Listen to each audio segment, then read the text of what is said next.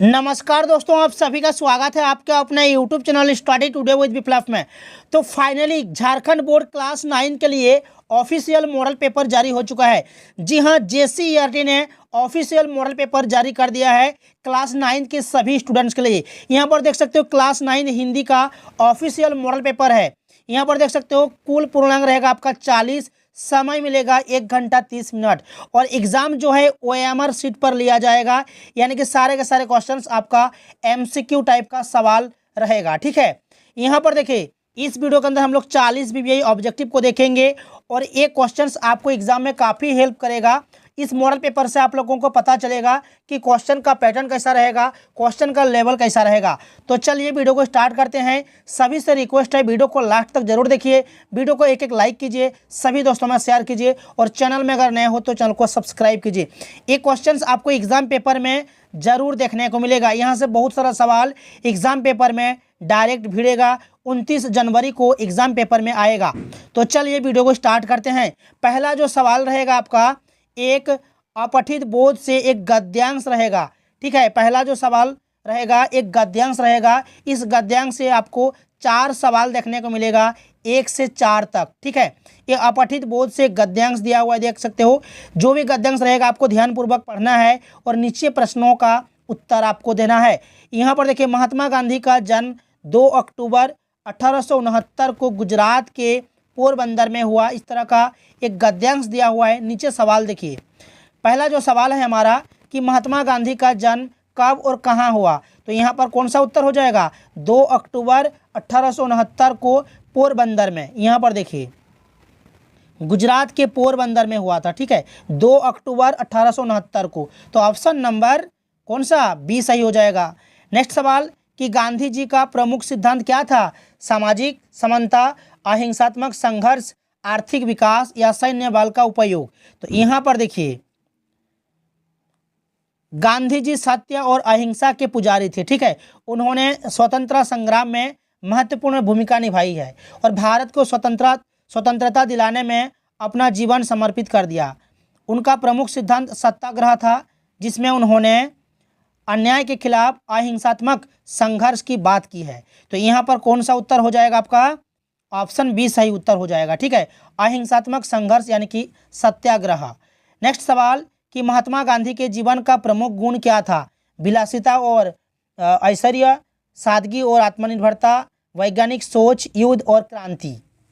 तो यहाँ पर कौन सा सही उत्तर होगा, तो यहाँ पर देखिए गांधी जी का जीवन सादगी और आत्मनिर्भरता का प्रतीक था। ठीक है, तो ऑप्शन नंबर बी आपका यहाँ पर सही उत्तर हो जाएगा। नेक्स्ट सवाल है कि महात्मा गांधी को सत्य और अहिंसा का पुजारी क्यों कहा जाता है, क्योंकि वे हमेशा सच बोलते थे, क्योंकि उन्होंने हिंसा का विरोध और सत्य का प्रचार किया। तो ये आपका ऑप्शन नंबर बी सही हो जाएगा। ठीक है, क्योंकि उन्होंने हिंसा का विरोध किया था और सत्य का प्रचार किया था। तो ऑप्शन नंबर बी हमारा यहाँ पर सही उत्तर हो जाएगा। इसी तरह का एक गद्यांश रहेगा। नेक्स्ट जो पूछा जाएगा आपको, एक पद्यांश सवाल पूछा जाएगा। ठीक है, अपठित बोध से एक पद्यांश से प्रश्न संख्या 5 से लेकर 8 तक यानी कि 4 सवाल पूछा जाएगा। देख सकते हो एक पद्यांश दिया हुआ है। नीचे सवाल है कि झारखंड की संस्कृति का प्रमुख आधार क्या है, पर्वत और नदियाँ, आदिवासियों की धरोहर, आधुनिक शहर या फिर औद्योगिक विकास। तो यहाँ पर देखिए, यहाँ पर देख सकते हो, जब आप इस पद्यांश को पढ़ोगे तो आपको पता चलेगा। यहाँ झरनों का संगीत है, वन का हरियाली रंग, यहाँ धरा का हर कोना भरता है मन में उमंग। यहाँ पर देख सकते हो आदिवासियों की धरोहर, संस्कृति और अनमोल निशानी। तो यहाँ पर आदिवासियों, ठीक है, झारखंड की संस्कृति का प्रमुख आधार क्या है, आदिवासियों की धरोहर। ये आपका सही उत्तर हो जाएगा। झारखंड की भूमि की गंध किससे जुड़ी है, मेहनत, फूलों, बारिश या फिर त्योहार। तो यहाँ पर मेहनत हो जाएगा, ऑप्शन नंबर ए। झारखंड की प्रकृति में किसकी कहानी छिपी है, तकनीक की, वन्य जीवों की, पर्वत जंगल और नदियों की, केवल नदियों की। तो यहाँ पर देखिए माटी में जो गंध है वो मेहनत की पहचान, झारखंड की भूमि से जुड़ा हर इंसान, यह त्योहारों की छठा दिलों को खींच लाए, सरहुल करम सोहराय जो खुशियाँ बरसाए। यहाँ पर देखिए पर्वत, जंगल, नदियाँ, फूल सब छिपी है कहानी। ठीक है, तो यहाँ पर कौन सा उत्तर सही हो जाएगा? झारखंड की प्रकृति में किसकी कहानी छिपी है? पर्वत की कहानी छिपी है, जंगल की और नदियों की। ठीक है, गद्यांश में झारखंड के कौन कौन से त्योहार का वर्णन हुआ है? तो इसमें सरहुल का, करम और सोहराय। ठीक है, यहाँ पर देखिए सरहुल, करम और सोहराय का जो है यहाँ पर बात किया जा रहा है, इन पर त्योहारों का बात किया जा रहा है। तो ऑप्शन नंबर सी आपका सही उत्तर हो जाएगा। नेक्स्ट जो खंड क में रहेगा, खंड ख में आपका ग्रामर से सवाल पूछा जाएगा, यानी कि व्याकरण से। प्रश्न संख्या 9 से लेकर 20 तक, यानी कि कुल मिलाकर 12 सवाल आपको व्याकरण से मिलेगा। ठीक है, और देखिए क्वेश्चन का लेवल कैसा रहेगा देख लीजिए। ये सारे के सारे क्वेश्चंस एग्जाम पेपर के लिए वेरी वेरी इंपॉर्टेंट रहने वाला है। ठीक है, यहाँ से बहुत सारा सवाल भिड़ेगा और यहाँ से आपको लेवल पता चलेगा, इसलिए वीडियो को लास्ट तक जरूर देखिए। वीडियो को लाइक कीजिए, शेयर कीजिए और टेलीग्राम में जुड़ जाइएगा। टेलीग्राम चैनल का लिंक आपको इस वीडियो के डिस्क्रिप्शन में मिल जाएगा।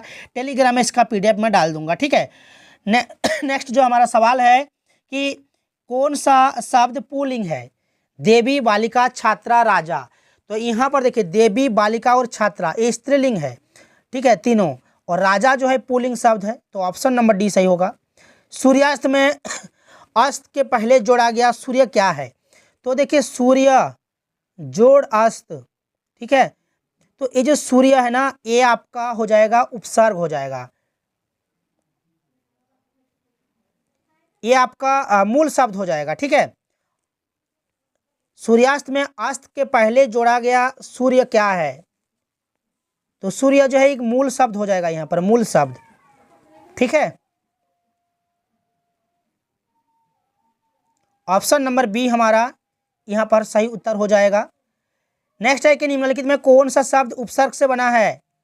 पुनर्जन्म, मिठास, विद्यालय, कर्मठ। तो यहाँ पर पुनर्जन्म जो है ये शब्द जो है उपसर्ग से बना हुआ है। ऑप्शन नंबर ए सही होगा। उन्नति का विलोम क्या होगा? उन्नति का विलोम हो जाएगा अवनति। ऑप्शन नंबर सी सही उत्तर हो जाएगा। पृथ्वी का पर्यायवाची शब्द क्या है? तो देखिए पृथ्वी का पर्यायवाची शब्द होता है जैसे कि धरा हो गया, भू हो गया, मही, धरनी, धरती, ये सब जो है पृथ्वी का पर्यायवाची शब्द है। ठीक है, एक जैसा अर्थ बताने वाले शब्द को क्या कहते हैं? पर्यायवाची शब्द कहते हैं।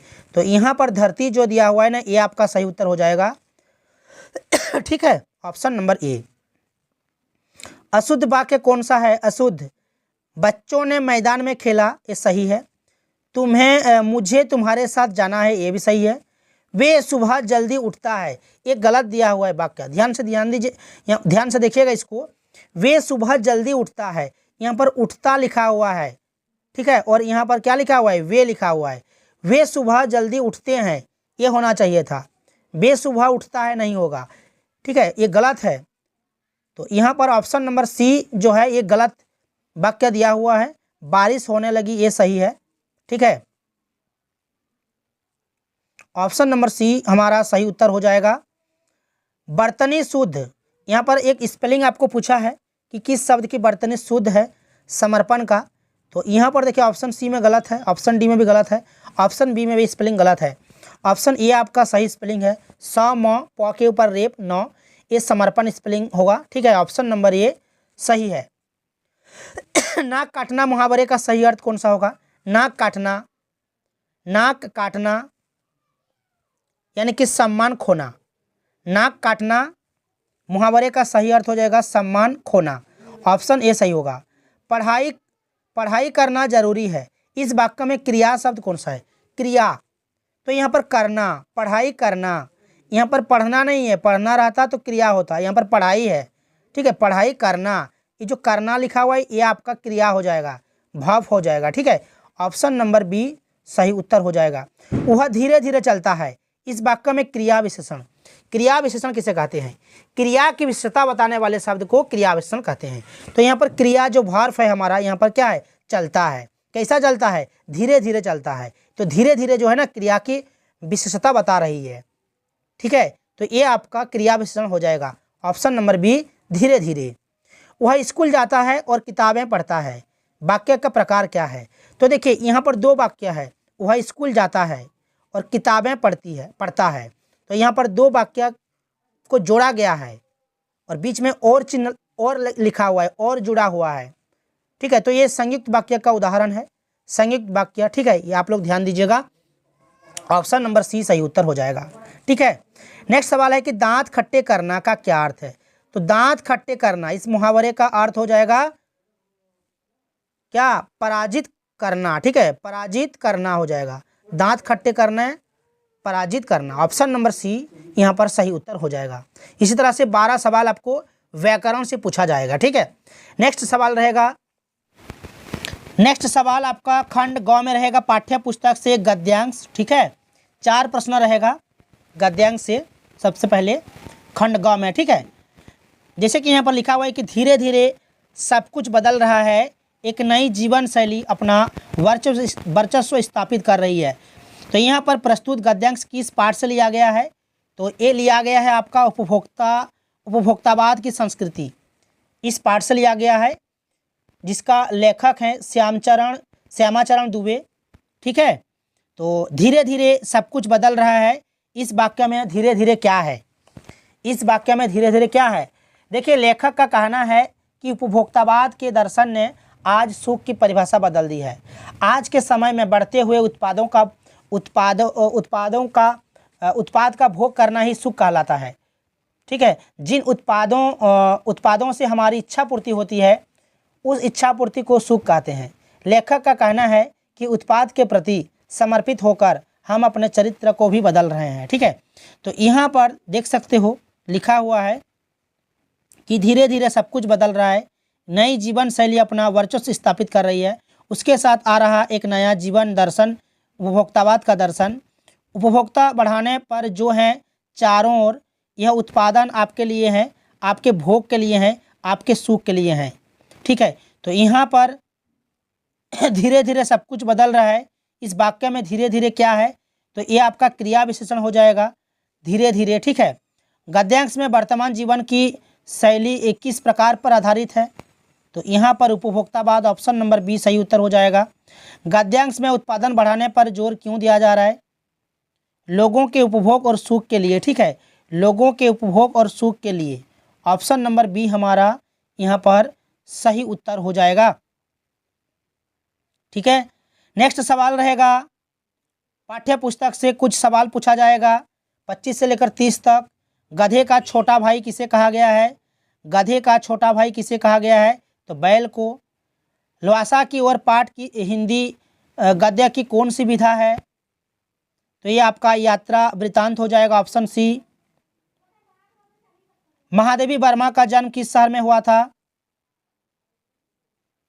तो ये हुआ था फर्रुखाबाद में। ठीक है, हरिशंकर परसाई जी ने कौन सी पत्रिका निकाली, हंस, जागरण, मर्यादा या फिर वसुधा, तो यहाँ पर वसुधा हो जाएगा, ऑप्शन नंबर डी।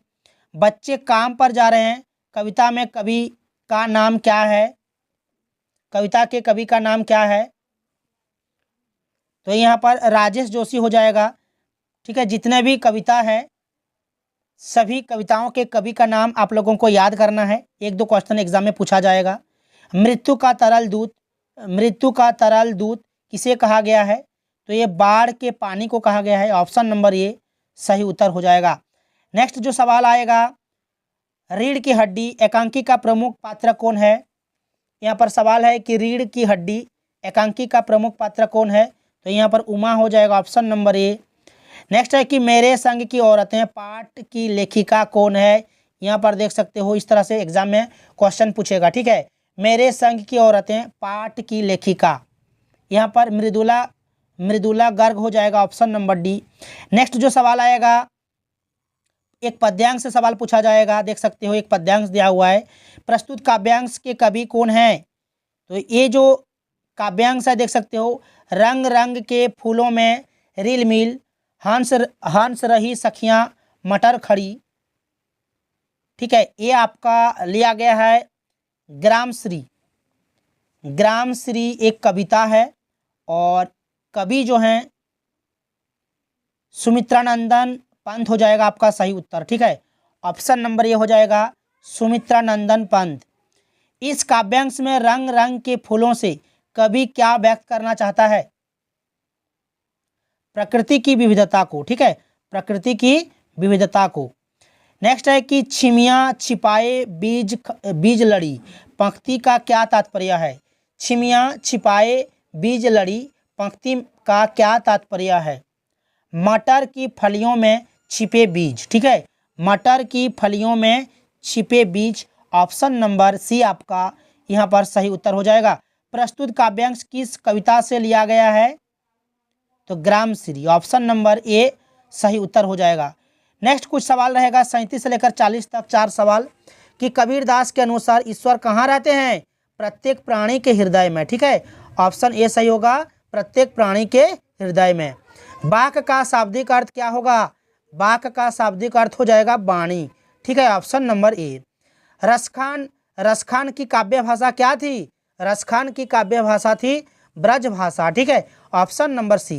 लास्ट जो हमारा सवाल है कि मेघ आए कविता में मेघ का आगमन किस रूप में हुआ है? बालक, हाथी, जल या फिर मेहमान? यहाँ पर ऑप्शन नंबर डी हमारा सही उत्तर हो जाएगा। तो ये क्लास 9 हिंदी का ऑफिशियल मॉडल पेपर का सॉल्यूशन, और इसके बाद साइंस का वीडियो अपलोड होगा, सोशल साइंस का होगा, मैथ का होगा, धीरे धीरे करके सभी मॉडल पेपर को इस चैनल में अपलोड कर दिया जाएगा। आप लोग बस चैनल के साथ जुड़े रहिए, चैनल को सब्सक्राइब करके रखिए। तो चलिए मिलते हैं नेक्स्ट वीडियो में।